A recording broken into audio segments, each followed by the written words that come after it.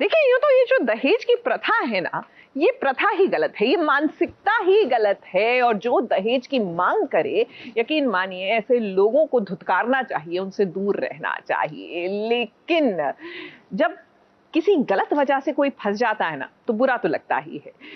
इस मोड़ पर आते ही में कुछ ऐसा ही हो रहा है। संजय और परागी की शादी हो रही है और संजय की मां पर लग गया है इल्जाम दहेज मांगने का। प्रॉब्लम बस इतनी है कि ये संजय की बुआ का खेल है।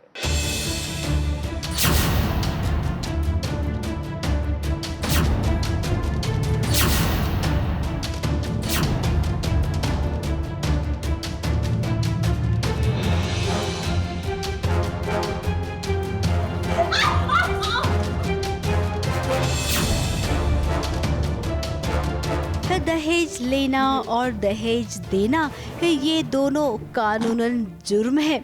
शायद इसीलिए जो दहेज लेता है ना, उसकी हालत कुछ ऐसी ही कर देती हैं भोपाल की ये महिलाएं।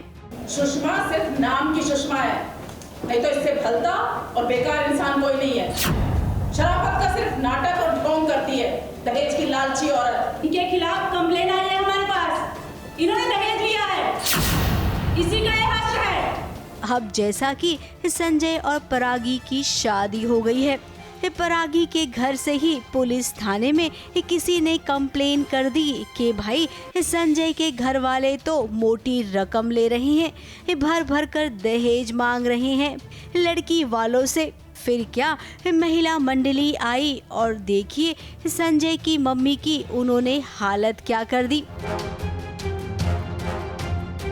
दहेज का झूठा इल्ज़ाम मेरी माँ पे लगाया गया और उस इल्ज़ाम के चक्कर में उनके मुंह पे कालिक पोत दी गई। और उसके बाद जब वो आती हैं तो बहुत ही ज़्यादा ऐसा माहौल, शादी एक्चुअली ख़त्म हो जाती है और तब वो आती हैं और बहुत माहौल एकदम ख़राब हो जाता है।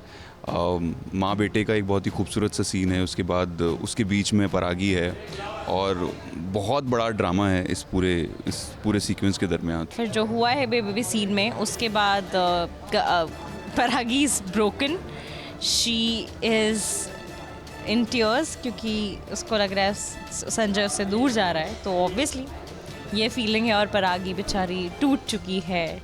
अब अपनी माँ की ऐसी हालत देखकर कोई भी बेटा चुप थोड़े बैठ सकता है। संजय भी नाराज हो गया और जरा परागी को देखिए, वो भी तो कह रही है कि उसकी सासू माँ कभी भी ऐसा कर ही नहीं सकती है। आप मेरी सास पर इतना बेबुनियाद इल्जाम लगा कैसे सकती है? अब भाई देखिए, तिलक में तो हमने देखा था कि बुआ जी ने कैसे सिक्कों की मांग की थी, तो कहीं ऐसा तो नहीं है कि संजय और उसके परिवार वालों को पता ही ना हो और पीछे से दहेज की मांग कर ली गई हो। अब कुछ तो गड़बड़ी है जिसका पता परागी को लगाना है। वाली बहन जी, आपकी क्या अकल को भी चश्मा लगाना पड़ेगा। दहेज में जो 101 सोने की गिन्नियां मांगी थी, बड़ी आसानी से भूल गई। अब परागी आप बहू बन गई हैं, तो अब शुरू हो गई आपकी जासूसी वाली नौकरी। पता करने की कोशिश करो कि इन सब के पीछे किसका हाथ है। फिलहाल संजय बहुत दुखी है अपनी माँ को इस कदर देख के, और शायद वो ये शादी छोड़कर चला भी जाए। मुंबई से सुरभि रण सिंह के साथ एबीपी न्यूज़ रिपोर्ट।